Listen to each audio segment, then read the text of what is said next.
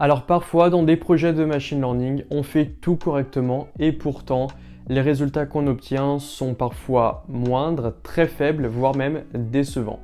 Et oui, ça arrive très souvent en machine learning, on fait les choses tout correctement, on nettoie les données comme il faut, on fait du feature engineering, on crée de nouvelles variables, on fait de la standardisation, on utilise des algorithmes que la plupart des gens utilisent, et pourtant, quand on teste nos modèles, leur performance est décevante, les résultats qu'on obtient sont très faibles. Alors d'où vient ce problème justement En fait ça vient d'un phénomène qui apparaît très souvent, qui est l'overfitting. Alors pour illustrer l'overfitting, je vous invite à regarder cette image.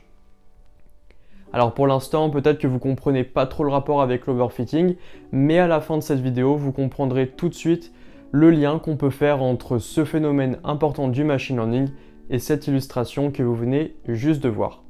Alors avant de continuer la vidéo, je vous invite à liker la vidéo justement pour si jamais vous l'appréciez. Et ensuite, n'oubliez pas de vous abonner à la chaîne si vous voulez voir d'autres contenus comme celui-ci. Alors on commence tout de suite avec justement qu'est-ce que l'overfitting. Alors d'abord, il faut revenir un peu en arrière et parler de la phase d'entraînement des modèles.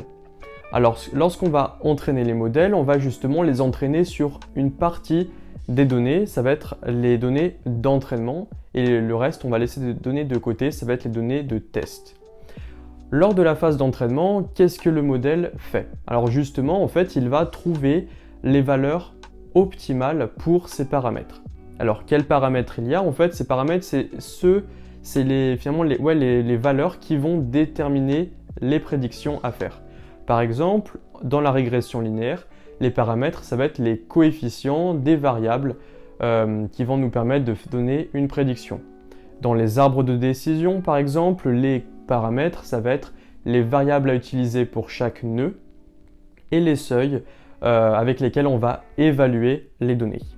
Donc on voit qu'on a plein de paramètres, mais justement, comment déterminer ces valeurs dites optimales? Et c'est là qu'intervient le concept de loss function ou fonction de perte en français. En fait, la loss function, c'est une fonction qui va, pendant l'entraînement du modèle, qui va vraiment évaluer la performance de notre algorithme. Alors comment elle évalue? En fait, ça va dépendre vraiment du modèle, mais ça va être vraiment des calculs qui vont être faits entre la prédiction que je fais et l'observation réelle. Donc par exemple, dans la régression linéaire, la loss function qui est la plus couramment utilisée, c'est la fonction de moyenne des erreurs au carré. Alors les erreurs, ça va être cette différence entre prédiction et valeur observée. Donc par exemple, admettons que j'ai dans mes données d'entraînement, j'ai une observation qui a pour variable que je vais prédire qui a la vraie valeur c'est 10, moi je prédis 5. On voit que l'erreur est de 5, au carré 25.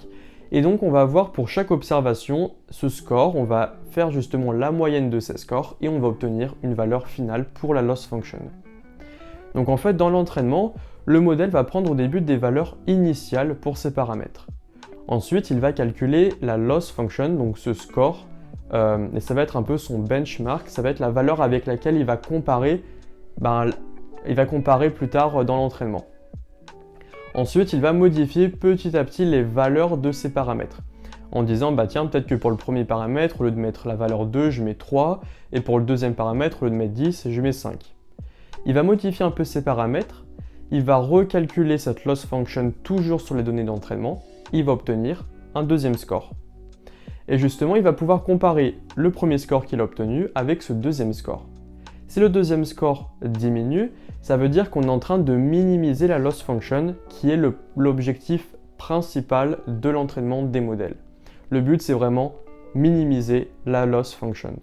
Donc si je suis en train de minimiser la loss function en changeant les paramètres, je vais continuer dans cette direction-là, dans cette direction de modification des valeurs, pour essayer peut-être de minimiser encore et encore cette loss function. Admettons que cette fois-ci, la loss function augmente, ça veut dire que je vais arrêter de modifier les variables dans cette direction, je vais modifier les valeurs dans une autre direction. Et le but, ça va être vraiment de minimiser cette loss function et à un moment donné, en testant plein de combinaisons de valeurs différentes pour les paramètres, on va obtenir la loss function minimale. Et donc là, ça voudra dire que le modèle est dit entraîné. Il correspond en fait au maximum à ces données d'entraînement. Donc c'est pratique certes, mais c'est là vraiment qu'intervient ce phénomène d'overfitting. Parce que justement, comme je l'ai dit, le modèle, lui, son seul objectif, ça va être de minimiser cette loss function sur les données d'entraînement. Et donc il va minimiser au maximum, il va être parfaitement adapté aux données d'entraînement, et donc on comprend bien que sur les données dites test, les données que le modèle n'a jamais vues, eh ben on peut comprendre tout à fait comment le modèle peut avoir un score du coup très décevant, puisqu'il n'a jamais vu ces données, et donc il s'est beaucoup trop fixé en fait sur les données d'entraînement. En fait, dans ce cas, on dit que le modèle n'est pas généralisable justement. Il s'est beaucoup trop collé aux données d'entraînement. Certes, il a appris parfaitement d'eux, il fait une erreur très minime avec ces données d'entraînement, mais alors pour les données qu'il n'a jamais vues, les données test, alors là par contre, il n'y arrive pas du tout, justement parce qu'elles sont légèrement différentes de ce qu'il a appris. Et donc là, on voit à quel point l'overfitting, en fait, ça arrive très très souvent. Il existe plein de techniques justement pour empêcher cet overfitting de nous impacter à ce point. Il y a des techniques justement pour un peu empêcher, prévenir que le modèle apprenne trop des données d'entraînement et qui reste assez généralisable justement pour performer au maximum sur les données qu'il n'a jamais vues, les données test. Donc si on revient à notre illustration du début de vidéo, on comprend tout à fait ici le rapport avec l'overfitting. En fait, le lit que vous voyez, du coup, a été fait, on imagine, exprès justement pour la personne qui a conçu le lit, le designer. Et donc c'est un peu notre donnée d'entraînement. On a appris parfaitement de lui. Donc on correspond parfaitement à son fonctionnement. Mais par contre, pour les personnes qu'on n'a jamais vues, donc le reste de la population, on est complètement à côté de la plaque. Le lit n'est pas du tout généralisable. Donc là, on voit vraiment le rapport avec l'overfitting. Donc voilà, j'espère que le concept d'overfitting est plus clair pour vous et vous comprenez vraiment d'où ce phénomène provient. Et donc, si jamais cette vidéo a été claire, n'oubliez pas de liker la vidéo, de vous abonner aussi pour ne pas rater d'autres contenus comme celui-ci. Et pour ceux qui veulent se lancer dans le machine learning, qui veulent vraiment en faire leur métier, je vous invite à rejoindre ma liste d'emails privés. J'envoie 2 emails par semaine, le lundi et le vendredi à 9 h, c'est gratuit, ça tombe bien. Et dans ces emails, je vous fais part de conseils et d'astuces en data science, en machine learning, et je fais aussi un décryptage de l'actualité afin que vous soyez vraiment toujours au courant des dernières tendances importantes dans ce domaine. Donc pour rejoindre la liste d'emails privés, c'est le premier lien dans la description.